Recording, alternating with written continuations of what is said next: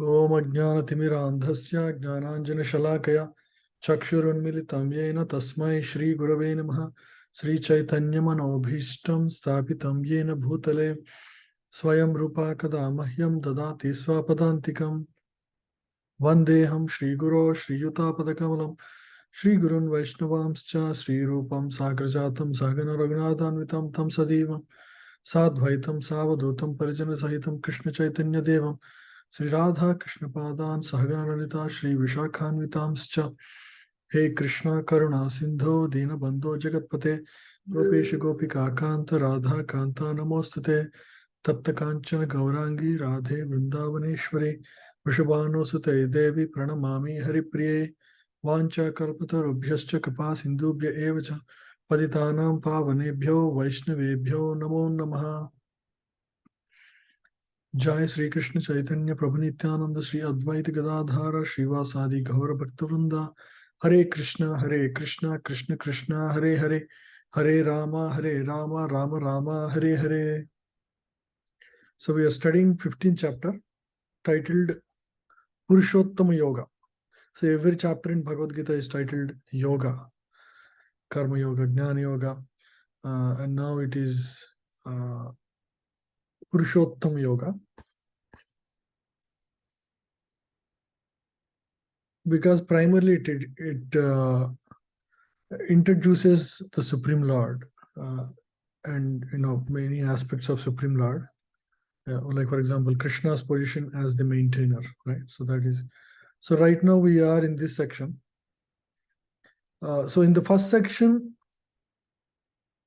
so this chapter is going to help us to be detached from the material world and understand about how the transmigrations happen in the material world, how the jiva moves from one body to another. That is what we discussed in the last week. And now next section is, we still have to cover a couple of verses in this section B. Next section is how Krishna is the creator as well as maintainer of all the living entities. And then finally, the summary of Vedic wisdom is given in the last 3 verses.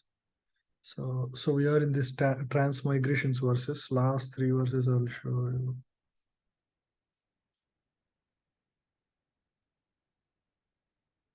Yeah. So this verse, Nirmana Moha Jatasanga Dosha Ajatma Vichar Vinuritta Kama. So this one talks about liberated souls, those who are free from false prestige, illusion, and false association, who understand the eternal, who are done with the material lust, is a very key important point. Until you are having some desire to enjoy the material world, you are part of the material, you are not liberated. Who are freed from the dualities of happiness and distress, and who unbewildered know how to surrender unto the Supreme Person attained to that eternal kingdom. So this is the like a qualification. What are the things one should have as qualities to be able to cross beyond the material existence, the material realm, right? The material universe, and be liberated and be in the spiritual realm and engage in loving service of Lord, right? In Vaikunthas or Golokas.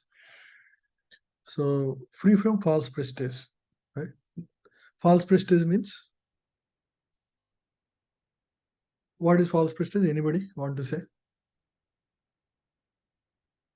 Prestige means what?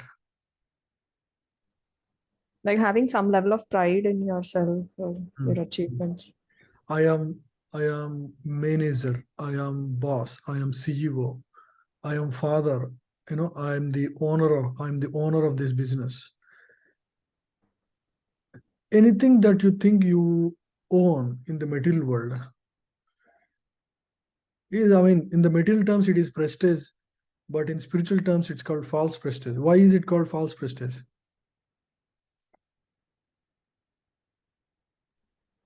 Because you don't carry any of that with you once you when you die. Yeah.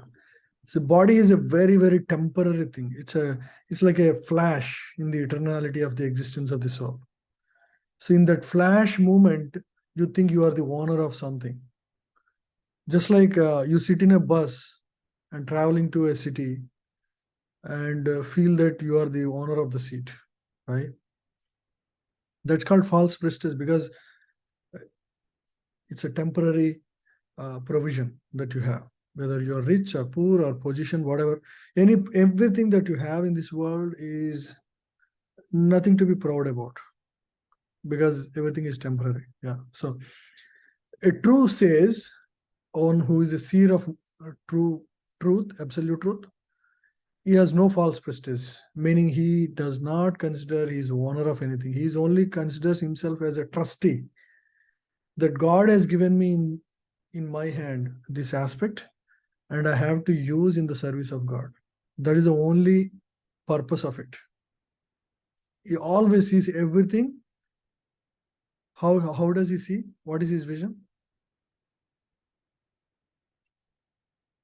Sagar Prabhu, what does he think? If you have a home, what is the right way to see it? It is final. Ultimately, it's a temporary thing. It's a temporary thing, but Uh-huh. but temporary in your hand, but it is who is the real owner of it? It's Krishna. Yeah, His, God. from God is his the real mercy, owner. then we Because, got that.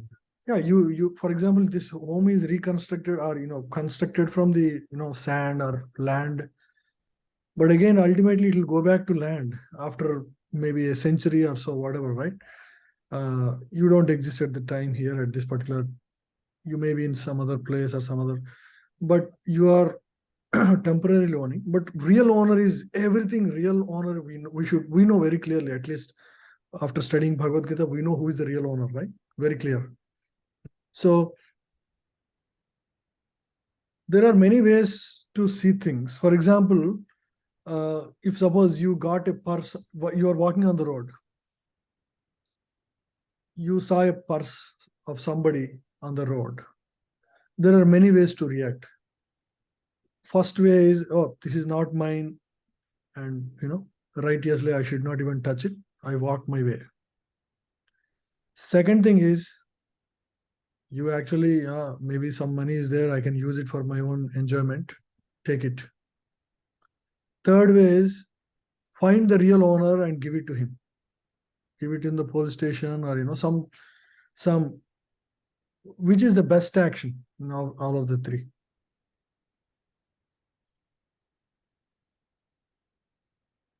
The third action, trying to return it back. Obviously third action, because you are recognized trying to, yeah, there must be somebody who is the real owner of this. And the best action is, if I have no possessiveness, I have no intention to misuse it, but if I leave it, maybe somebody else will misuse, so let me use it in the right way, or let me do it the right thing, which is to somehow help reach the real owner, right? That is the way, because generally real owner will come to a police station and check if complain about this, and he might find it if somebody hands it over there. So always see in that perspective, everything here actually belongs to who? God, right? So very clear, like we didn't create anything, we didn't create our own body, even your own children body you didn't create, it just happened in your stomach, right? You're a witness, you're not a creator there. You're part of the game, you're the part of the mission, but most of our life is like that. We are just a witness in wonder. We are never a doer. In fact, we are a participant. So recognize that is real. We can be prestigious in how God manifests all these things, and how He is the real owner of this. Our prestige, true prestige or true confidence should be in relation to God. That is perfectly all right, right? Uh, yeah. So anyway, I delved too much into, but just to nail the point, illusion and false association. Similar concept. We need to value. We need to understand what is illusion, right? If there is a promise of happiness in the material world, that is called illusion, because there is no true happiness. It cannot. It by definition, it is not. It does not exist. Anything that you feel here is a temporary habit. You try to look at your own life, like all the things that you achieved. How far and how long did you think they are giving happiness? Temporary. So that is being freed from illusion means being rightly situated in your consciousness. And false association means associating with wrong things, right? Wrong objectives, wrong goals, because it's all illusion here. And again, you are trying to have false hopes and false plans. So being freed from all of these three things is a state of liberation. That is true state of liberation, right? Not a person who has a beard or speak very eloquently. Those are all charismatic aspects. Those are not really aspects of true consciousness. The aspects of true consciousness of a liberated person are these: is free from false prestige, free from illusion, free from false association. He lives by those principles, right? It's a true reality in his existence. Who understands eternal, right? Not only understand the negative aspects, but he also understands the positive aspects. Positive means what is truly eternal, right? God is truly eternal. So he focuses on prayer, because he knows the power of prayer. Through prayer, he can reach the eternal, right? So the faith in the eternal, right? So that is very difficult to develop for those people who are engrossed in material life too much, right? They cannot focus on those aspects, right? So who are done with materialists, they are done with that. And who are freed from dualities of happiness and distress.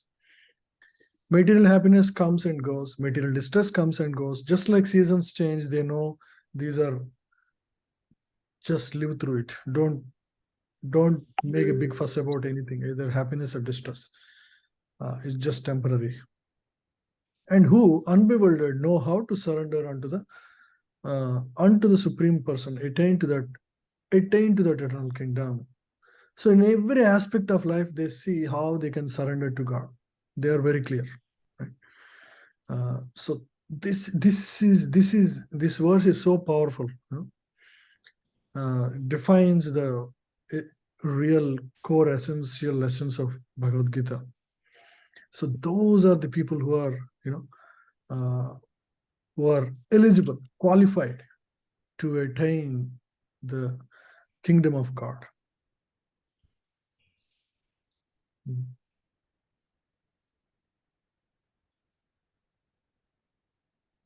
Now Lord defined, okay, I said the liberated people will not continue to remain in this material existence, but where do they go? What does that dhamam? Dhama means a place. That what is that paramam dhamam, right? How does that look, right? So that defines here. That supreme abode of mine is not illuminated by the sun or moon, nor by fire nor electricity. Those who reach it never return to this material world. He clearly defines there are two types of places to live. One is the material existence. One is the eternal kingdom, right? And what are the characteristics of it? It doesn't need electricity in the nights, like here. It doesn't need a sun. We need a sun here to see each other, to see everything around. We can't imagine life without sun in this world, correct? That place is totally beautiful and illuminated naturally. It doesn't have any comparison to the material existence. Those who reach it never return to this material world.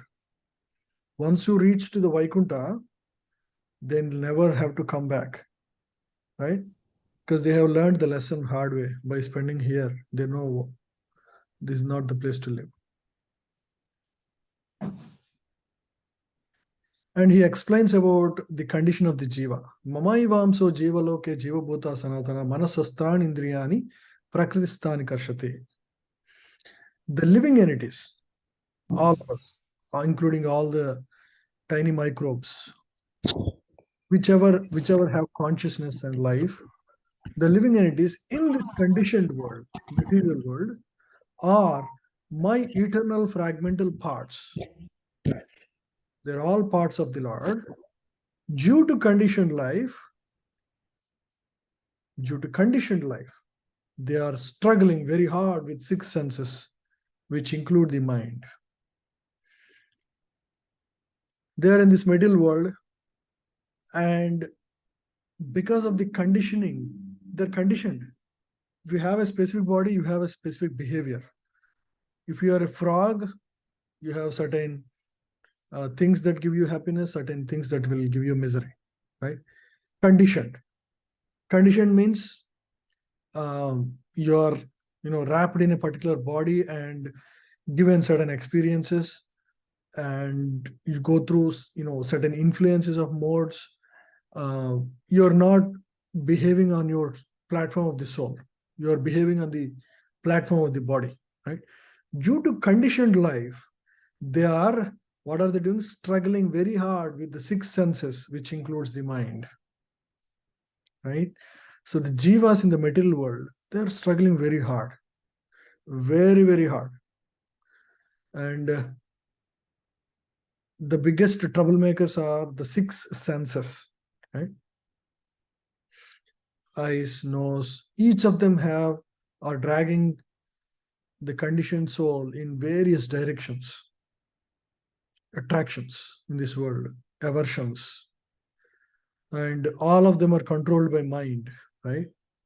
Mind is weak, it goes in every direction of the 6 senses. So this way, the jiva is always running behind so many things in the material world.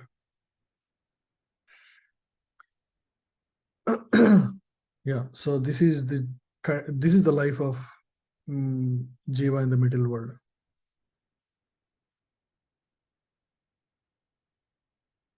Yeah, so this also is studied. The living entity in the material world carries his different conceptions of life from one body to another, as air carries aromas. Thus, he takes one kind of body and again quits it to take another. So the jiva, as long as he has hope for enjoyment in the material world, means, okay, I can enjoy in this world in different dimensions, different this material world is still promising. So that jiva has to continue in this material world and experience various miseries and happinesses, dualities of material world, right? So carries different conceptions of life, because if you are in a human body, you have one conception of life. If you're in a frog body, the worldview is completely different. So in every body, you get a different worldview. And just like air carries aromas, right? So the jiva is carried in various bodies, gaining various positive and negative experiences, right? So this is, Krishna is just summarizing the life in material world. This is the, summary of material world. Hey, you have this material world, spiritual world. Those who have these characteristics, they are liberated. And the jivas in the middle world, they are all but part and parcel of me. They are, the tiny fraction souls. And because they are tiny fractions, they are conditioned in various bodies, and they are having different conceptions of life while living in this world, and they're changing the bodies all the time, right? That is a summary of their life. And another verse in the same line, the living entity thus taking another gross body, means after dying, right? After death, there is another body again, obtains a certain type of ear, eye, tongue, nose, and sense of touch, which are grouped about by the mind, he thus enjoys a particular set of sense objects. Yeah, I explained, right? So if you are a frog, you have a certain enjoyment. If you are a human body, you have a certain enjoyment. If you are a deer, you have a certain enjoyment. You are a tiger, you have certain enjoyment. So based on one's desire, one's body is framed. If you are qualified to have that body, right? Karmana daivanetrena, jantur upapattaya. So everything that you have in your life is strictly happening under the supervision of the Supreme Lord. Karmana daivanetrena. Karma is there. Your own past actions will lead to your next body. Daivanetrena means under the strict supervision of the Supreme Lords. The jiva gets different bodies based on its desires, unfulfilled desires in the mind, the vasanas of the past life, and the karma that he carries. He is given, go and enjoy in this body, go and enjoy in this body. So in this way, the Paramatma directs the jiva through various bodies to experience various desires that he has accumulated over a period of life. Right? Thus, he enjoys a particular set of sense objects. Right? It varies. Every lifetime you enjoy different things based on who you are and what you are. Yeah. But human body is a rare privilege where he can get liberated, right? Like the verse we already read, right?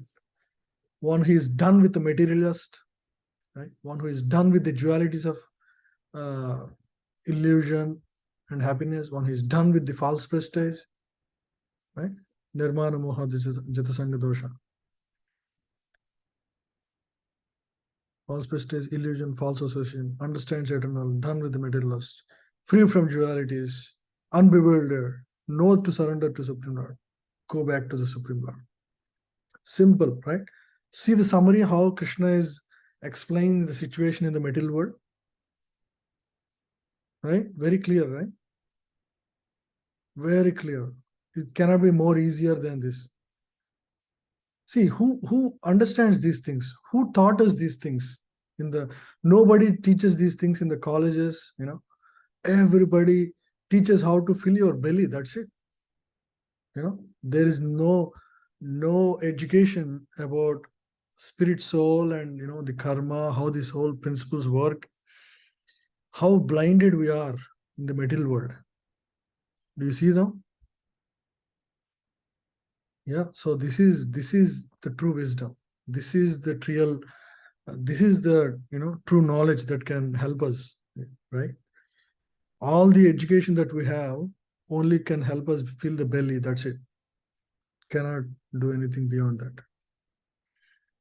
That's why the Vedic wisdom holds such importance. And this is the most necessary wisdom that is missing in the world right now. What is truly missing in the world is not, it's not, the real problem is not hunger, real problem is not unemployment, nor the earthquake, they're all there. Temporarily, they're all reminders actually that you are in a wrong place. You are a spirit soul, you are in the wrong place trying to enjoy and you're suffering. The real problem is lack of God consciousness. That is the root cause of all problems in this world. If that is solved, everything else is like symptom.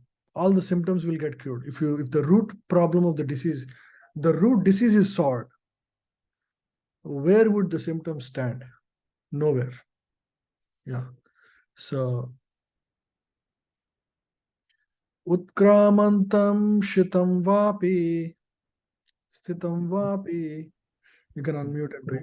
Utkramantam stitam vapi Bhunjanam va gunanvitam Punjanam vavitam vimudhananupashyanti Vimudhananupashyanti pashyanti jnana chakshusha. Pashyanti jnana chakshusa. Yeah, please read. The foolish cannot understand how a living entity can quit his body, nor can they understand what sort of body he enjoys under the spell of the modes of nature. But one whose eyes are trained in knowledge can see all this. Now you see, this verse is so clearly telling, Krishna is clearly explaining.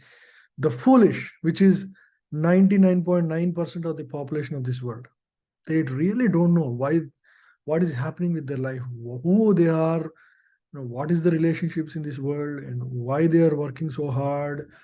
No clarity of life. Now you understand why we try to share this knowledge. Otherwise, what is the hope for this world? And people are already very strongly lusty and they want to fulfill their desires in the world, and they have no time for it. That is the reason we explicitly go out and share these books, teach this knowledge, talk about this Gita wisdom. Otherwise, people are so engrossed in material life. Like Krishna clearly says, foolish. Why would he has to use the word foolish? Vimudha. Vimudha. Mudha means full, actually. Vimudha means, actually, it's a adjective, meaning he is super foolish. Right? Anupashyanti, he can't even, pashyanti means to see. Anupashyanti, the foolish never see. Na anupashyanti. Never see. They are just engrossed in their life, in ways of enjoying this world. That requires what? Jnana chakshusha. Chakshu means eyes. Jnana chakshusha. The eyes of wisdom. Right? Or normal eye cannot see. What is the eye that can see? The jnana chakshusha, knowledge, the eyes that is trained in knowledge. Now, you have the same ear, same eyes, same nose, like you were before studying or hearing Bhagavad Gita. But now, the way you perceive things, the way you see things, the way you assimilate knowledge in this world by acquiring knowledge through the senses is way different.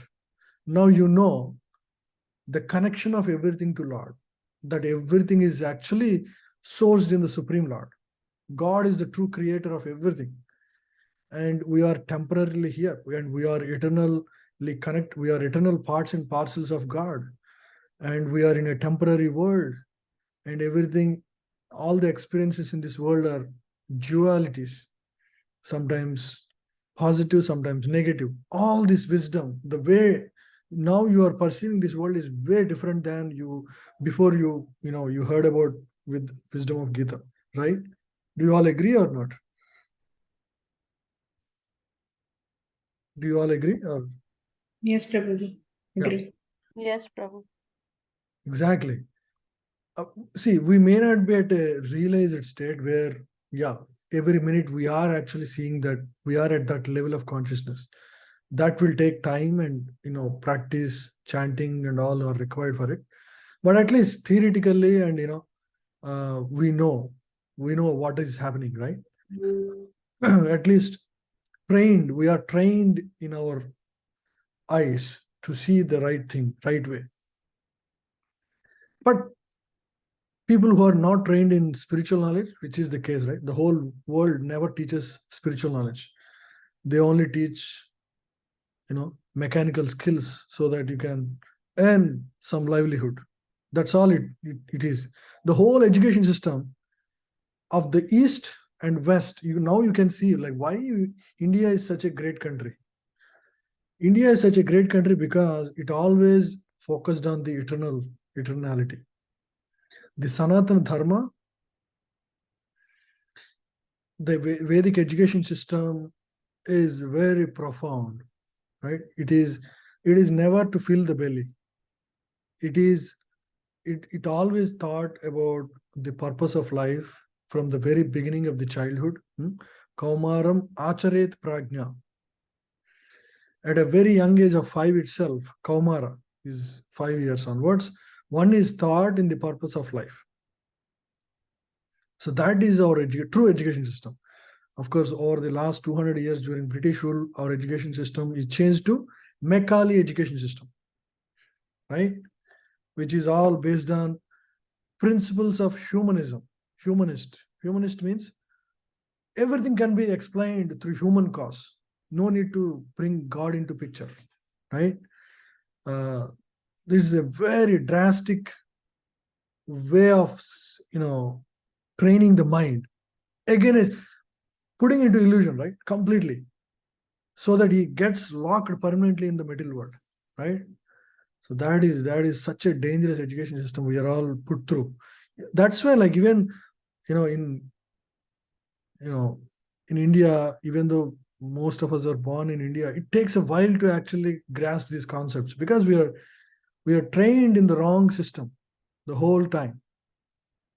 Macaulay system, education system, and that is completely opposite. Just completely wipes out your desire to know about God because it has an alternative explanation for every nonsense thing. So again, to revive your original thought process and focus on the eternal principles, it takes a while. Anyway, so the foolish cannot understand how a living entity quits his body, nor can they understand what sort of body he enjoys under the spell of the modes. So he doesn't understand the change of body concepts. He doesn't get it. When somebody quits their body, everybody is miserable. They don't want to accept the principle of death. The reason is their ingrained understanding is, the jiva doesn't want to die. The jiva is eternal and the body is going through death. It's a foreign concept to the jiva, which is eternal. It doesn't accept it. Now, without the knowledge of this, being in ignorance, naturally the jiva reacts negative with strong negative emotion because it's not natural for it. Jiva is meant to be eternal, but it is given the experience of death or death of the related ones. We cannot accept the death of relatives if you are not spiritually trained, because you accept that relationship mentally, you accept as eternal. You think that your parents are going to be there eternally for you because that is your spiritual world experience. There every relation is eternal. Now you come to the material world, you expect the spiritual world in the material world, and that is a dichotomy because you are in the material world, you are not in the spiritual world, right? You expect everything, life to be joyful, life to be enjoyable, all the experiences of the spiritual world in the material world, but here everything is opposite of it, right? Now the dichotomy depresses people, right? So to unwind himself, he had to understand what is happening to me, who am I truly? And that through that questioning, he actually tries to come to the senses and in search of truth, absolute truth, and then maybe he comes in touch with wisdom of Gita, and then he'll find answers to all his questions, right? So that is the true journey. But most people, 99.9% of the population of this world, they die fools. Unfortunately, they die foolish. They wouldn't understand what's happening. Their life is spent in this confusion. Whether you are rich, poor, everybody dies miserably, unfortunately. But there is light of hope, for those whose eyes are trained in knowledge, can see all of this. Pashyanti jnana chakshusa. But the foolish cannot see. Vimuda nanu pashyanti. Foolish cannot see. Yeah, please read this. The word jnana chakshusa is very significant. Without knowledge, one cannot understand how a living entity leaves his present body.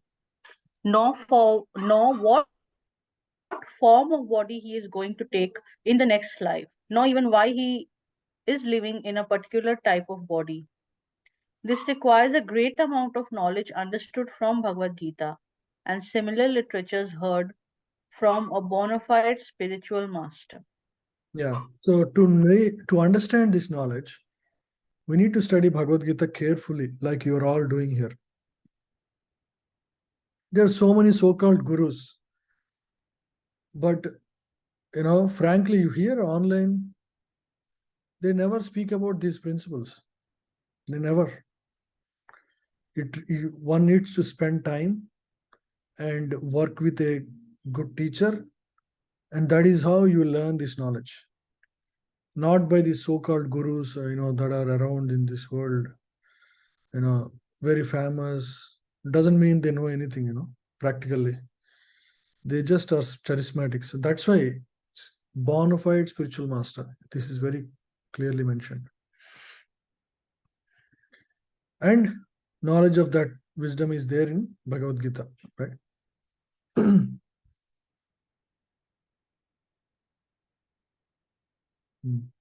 Yeah.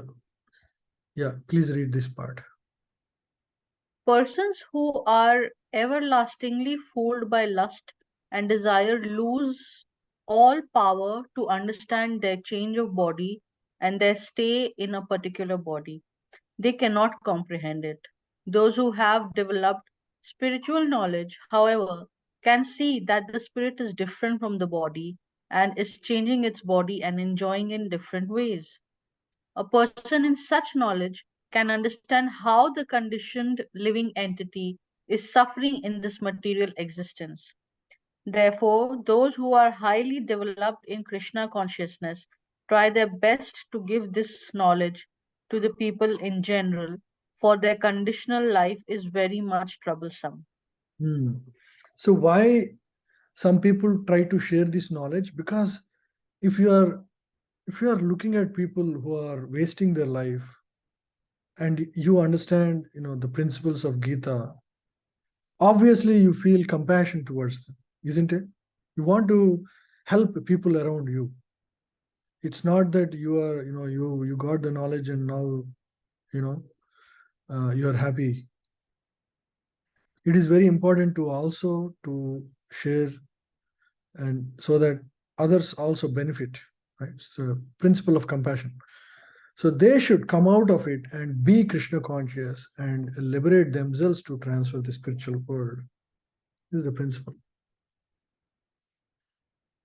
Yatanto yoginaschaivam chainam Yatanto yoginaschainam pashyanti atmani avastitam pashyanti atmani avasthitam yatanto api akritatmano yatantopi akratatmano nainam pashyanti achetasa.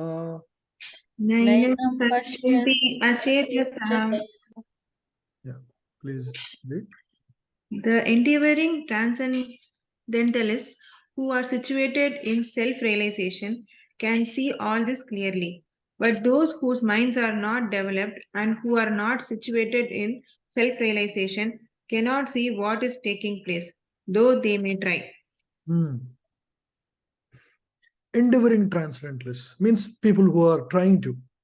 They're not there, they're not self-realized yet, but at least trying their best, trying in some efforts, right? Can see all of this clearly. Means what is happening in the material world, right? Birth, death, old age, and disease. That's what, right? But those whose minds are not developed and who are not situated in self-realization cannot see what is taking place. They are witnessing the same world, same experiences. People are dying, getting diseases, watching earthquakes happen. Everything is happening, but they cannot relate to it. They cannot see the truth of the nature of this world. Though they may try, they ponder over why these earthquakes are happening. People are constructing beautiful homes. Suddenly there is a Syria earthquake, and everything they have is lost. It can happen to me, it can happen to everyone. Happen to everybody. And I can lose everything in no time. It's possible. But most people cannot see. They are in their plans for improving their material life, unfortunately. So this is the problem, right? But a transcendentalist, he can see very clearly what is the nature and how this whole thing is manifesting through various symptoms of the material world.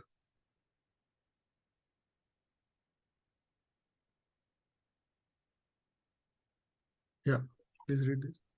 There are many transcendentalists on the path of spiritual self realization, but one who is not situated in self realization cannot see how things are changing in the body of the living entity. The word yogina is significant in this connection. In the present day, there are many so called yogis and there are many so called associations of yogis, but they are actually blind in the matter of self realization. Hmm. So so many organizations are there in this world, but most people don't focus on this essential aspect. The so-called yoga institutes, they only teach you breathing exercises and how to maintain a peaceful, happy, harmonious life in this world. Very rarely people talk about these concepts, the essential principles of soul body relation, soul god relation. You know?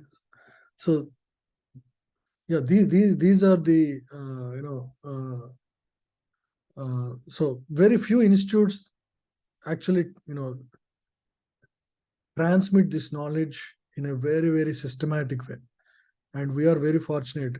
As far as I know, in fact, nobody teaches like as good as International Society for Krishna Consciousness. I have been to so many places, by the way, before coming to KC. I've been to Institute of Vivekananda Ramakrishna Mission, Chinmaya Mission, Paramahamsa Yogananda Mission. I have seen all of them. I have, spent my time. Nowhere did I really find this kind of systematic dissemination of knowledge, or at least the focus. The institute should have a focus on the right aspects, right? Yeah, so is very, very rare blessing, I would say. We are standing on the shoulders of great souls, at least I would say. This path, this Guru Parampara has withstood for at least 5,000 years. And we have seen many, many saints who came in this line, who successfully liberated themselves. So we have hope, at least. There's so many other institutes, unfortunately, they don't have much backing. Most of them are upstarts. They are the ones who started their institute without any backing of their own gurus. So you can never know where you will end up when you go there. But here, at least, we have the backing of a parampara, many, many acharyas in the past. And we focus only on books of Vedic wisdom, right? Gita, Bhagavatam, Ramayana, Mahabharata. These are all true texts of Vedic wisdom given by Ved Vyas. So for sure we are, at least trying to follow the right path, right? Not so tomorrow, I know one of my friend who was following somebody like Nityananda, whatever his name is, and suddenly there was some news about that person, did something wrong, and then his total faith got collapsed because of that. It can happen because you're following somebody without looking at the credentials. What is his parampara? What are the focusless? What does the institute focus on? So yeah, a lot of people fall in trap. They fall for all these things, unfortunately, in today's world. So we should be very careful. Yadaditya gatam tejo यदादित्या गतं तेजो Yadagatam tejo jagat bhashayate khilam jagat जगद्भाषयते जगद्भाषयतेऽखिलम् yachandramsi yachagno यच्चन्द्रांसि यश्चन्द्रांसि यच्चग्नो tattejo vidhi mamakam. tejo तेजो विद्धि मामकम् मामकम्. Please read. The splendor of the sun, which dissipates the darkness of this whole world, comes from me. The splendor of the moon and the splendor of fire are also from me. So Krishna is saying the splendor, the sunlight that comes from the sun, actually it is coming from me, right? And the splendor of moon and the splendor of fire are all from me. The light that you experience in this world, actually it is mentioned, the sun is reflecting the Brahma Jyoti of the Supreme Lord. So the Supreme Lord has this spiritual effulgence that comes out of his body continuously. And sun absorbs that and reflects that in the material world. That is what is mentioned. Yeah. Please read this. From this verse, we can understand that the sun is illuminating the whole solar system. There are different universes and solar systems, and there are suns and planets. But in each universe, there is only one sun. As stated, sunlight is due to the spiritual effulgence in the spiritual sky of the Supreme Lord. Sunlight, the sunlight is said to be reflecting actually the light of the Supreme Lord.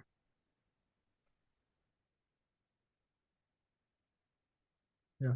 Without sun and without moon, can we even live in this world? Right? So that's what is mentioned here. With the rise of the sun, the activities of human beings are set up. They set fire to prepare their foodstuff. They set fire to start the factories. So many things are done with the help of fire. Therefore, sunrise, fire, and moonlight are so pleasing to the living entities. These are very essential for our life in this world. So by the moonshine, all the vegetables are nourished. The moonshine is so pleasing that people can easily understand that they're living by the mercy of the Supreme Lord, Supreme Personality of Godhead, Krishna. So the vegetables, that are in the fields, the grains, the vegetables, they actually get nourished by the moonlight.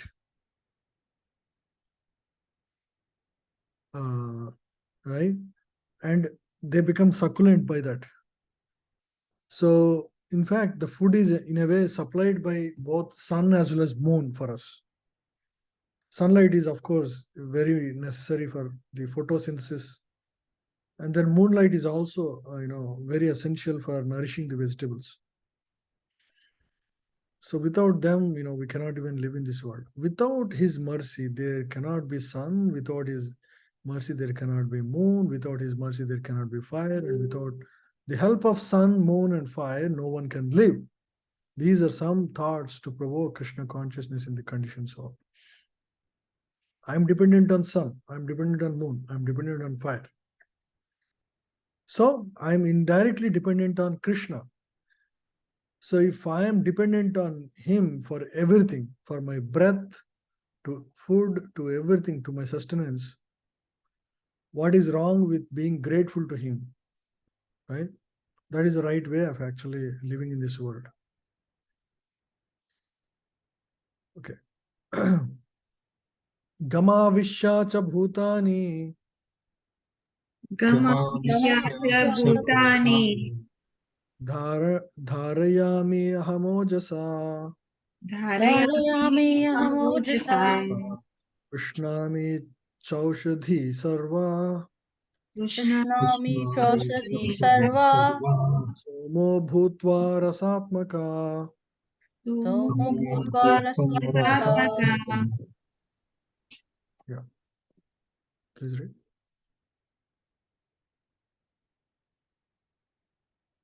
Anybody? I enter into Archana Mataji, go ahead. I enter into each planet, and by my energy, they stay in orbit. I become the moon and thereby supply the juice of life to all vegetables. So the whole planetary system, the planetary system that we have is actually all.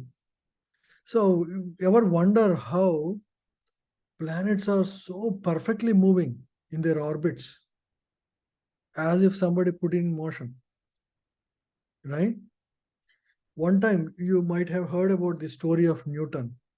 Have you heard about the story of Newton and the planetary model? Yes, Prabhu. Only Vidyasai, others? Yes, Prabhu. Okay. Everybody knows or anybody doesn't know? Can you raise your voice or hand so that I can repeat, otherwise I'll not. Prabhu, I don't know. Okay, yeah. Just quickly I'll summarize. So one time Newton invited his friend to dinner, and his friend is an atheist. So Newton made a model of the planetary system, a model, as example,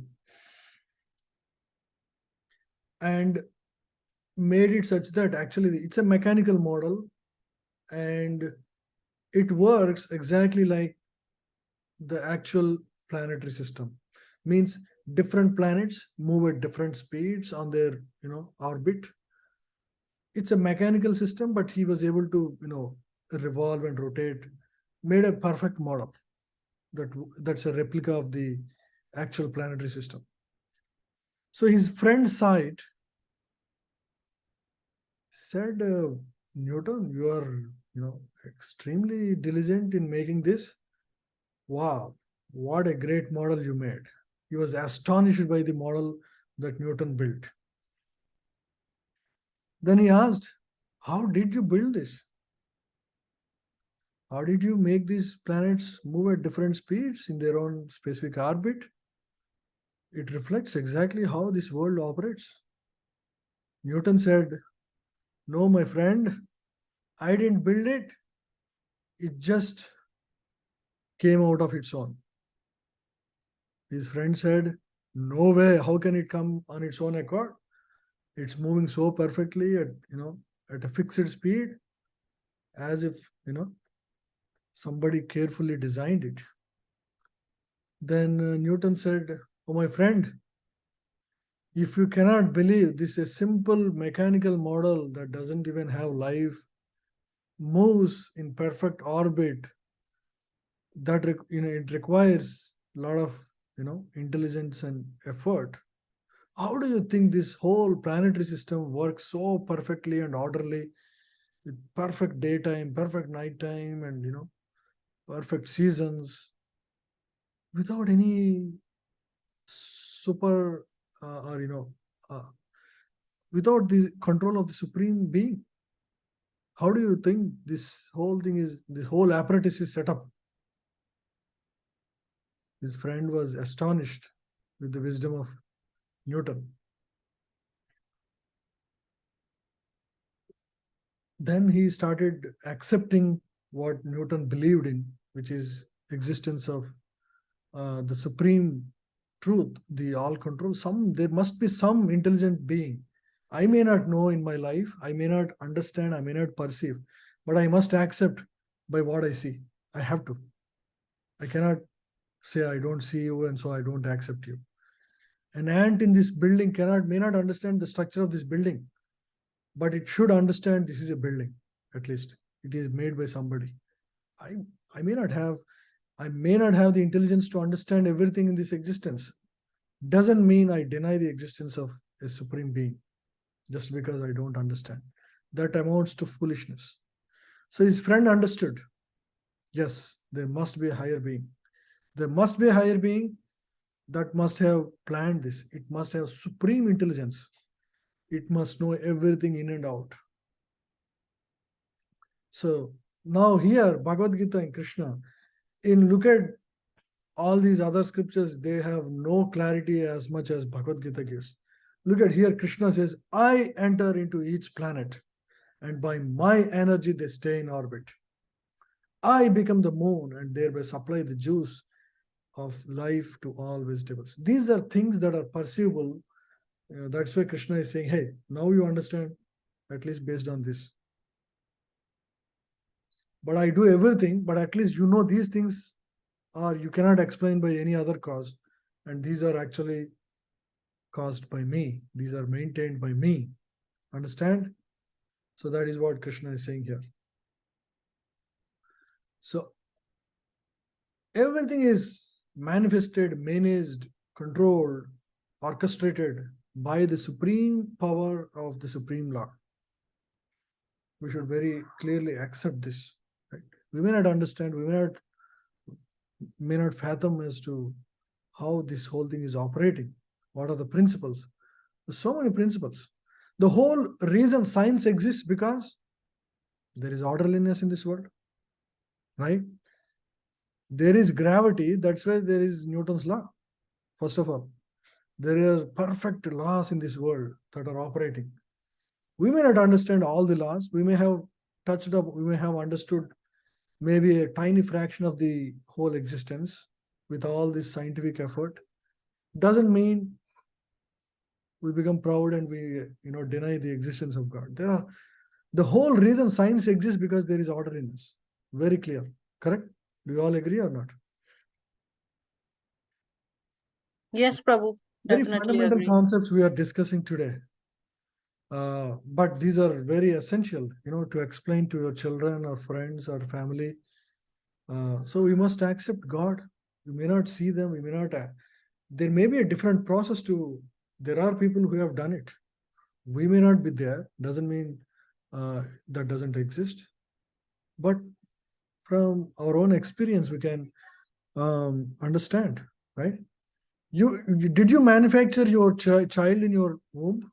Do you know how the eyes, the digestive system in the body, the liver, the heart, the blood, the hands, the mind, the brain, all these are manufactured in your tummy? Do you know it? Did you manufacture like vegetables you make in the kitchen? No No, idea. Prabhu. No idea. No idea.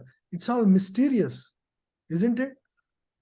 Yes, Prabhu. Even if to replace heart, the so-called scientists couldn't make a perfect replica. All they could do is a replica of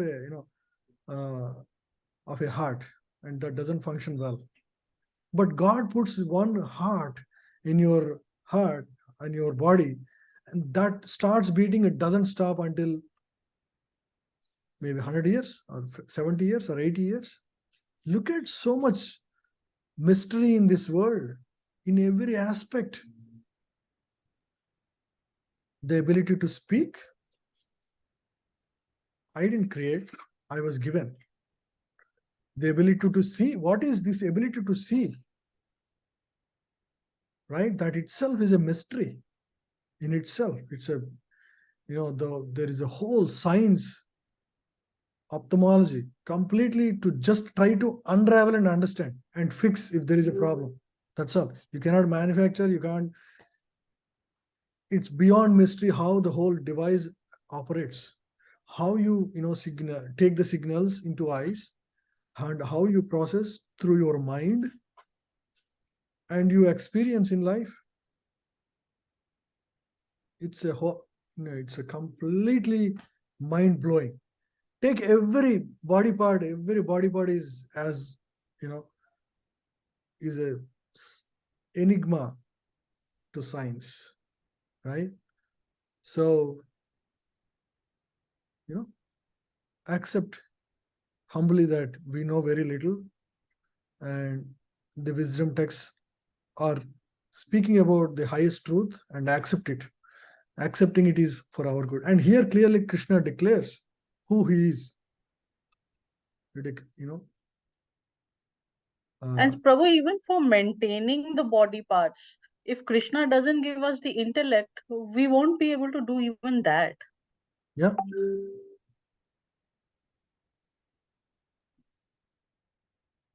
Even the intelligence is given to us by God to, how to fix the body.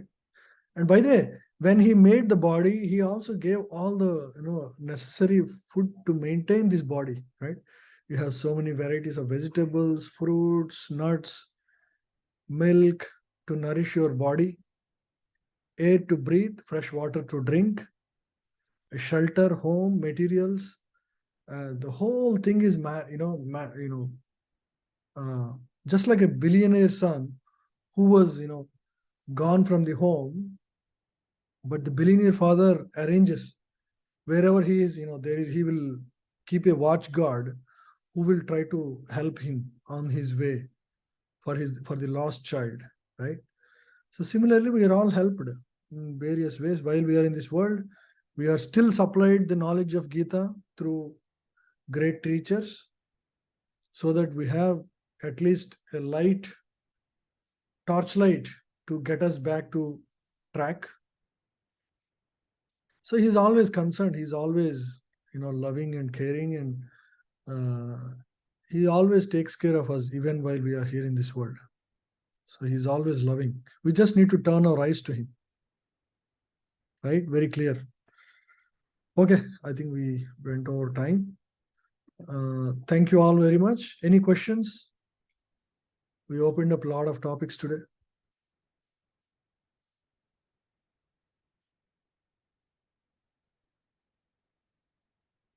Is everything clear? Prabhu, before coming to KC, as you tried all those paths, Mhm. so what was your goal and what were you looking for searching those That's paths? a good question. So I studied from IIT Chennai, right? So that is when so life for me was achieving things. That is how I was, get the best of what you want, what you desire, right? Engineering is done, and then, so, but while studying in IIT, it was a very stressful time with a lot of, assignments and everything. And I was wondering, like, what am I trying to achieve in life? Is it just about, you know, getting a better position, or life seemed to me meaningless when I'm going through a lot of stress. I tried my best to study and get in here, and again I'm going through all this stress. What is really the purpose of life? That's when I was actually seeking some help to manage my mind better. That was the original reason. I started looking at, personality development as my first. I need to improve my personality. That was what I was looking for.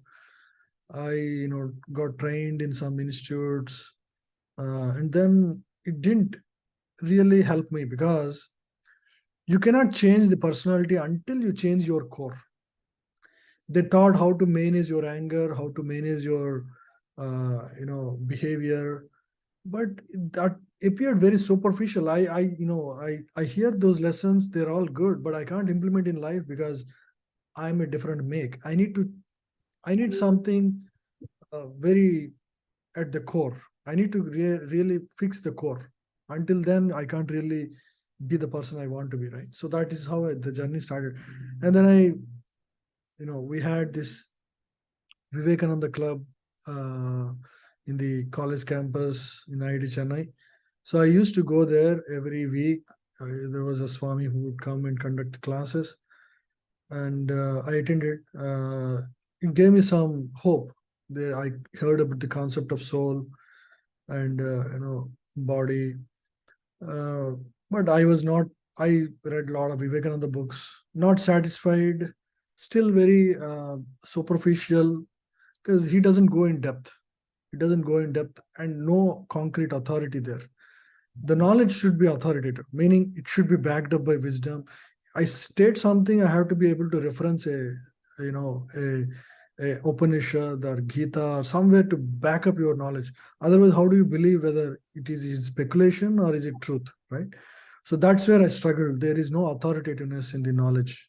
He's an amazing speaker, Vivekananda. He's very attractive, but the fulfillment is not coming. Then I tried, I studied, I think, Autobiography of Yogi by, what is his name?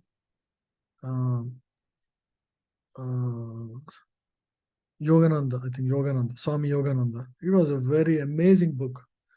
I think a lot of people start their spiritual journey with that book. The Autobiography of a Yogi. That was an amazing book. I felt a little more inclined spiritually. I used to go to their institute on the Sundays, but again, I'm not finding that kind. The inner call is not really getting satisfied. And then I tried.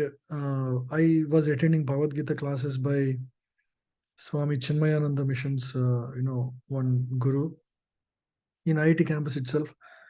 So this is my parallel track to my education, during those 2 years.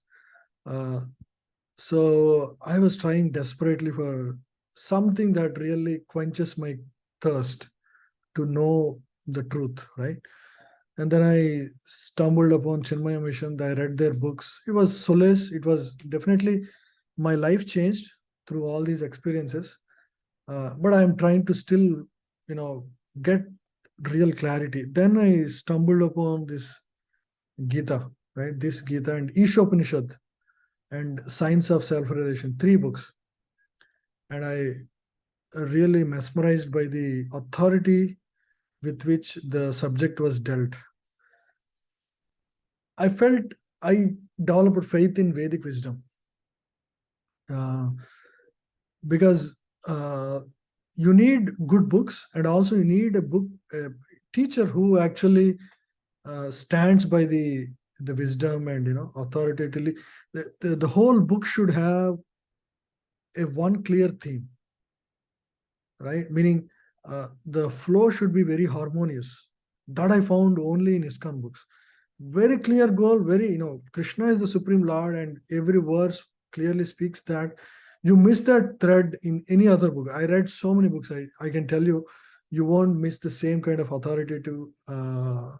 My knowledge is, now I was reading like overnight, like a lot of books, and all now focused on, now I have clarity. Now initially I was looking the entire Vedic, domain, and then now I focused on Bhagavad Gita, and now I'm very clear I want to go in the path of Vaishnavism, because that is very clear. It's very tangible. There is a person you can worship, very clear path, very clear principles you can follow in your life, and there is something that you can do every day. All these principles gave me like a lot of confidence. Okay, this is the path I have to follow. Then I continued my journey, and on and on, and I never looked back. I'm very happy about what I did so far, and now I'm here to, share my experience also here. So that's my journey. Thank you. Thanks. Yeah, thank you all for your time. Hare Krishna. Thank you, Prabhuji, for sharing. Hare Krishna. Thank you, Prabhu. Hare Krishna Mataji. Hare Krishna. Thank you, Prabhuji. Hare Krishna. Krishna Mataji. Hari Bol.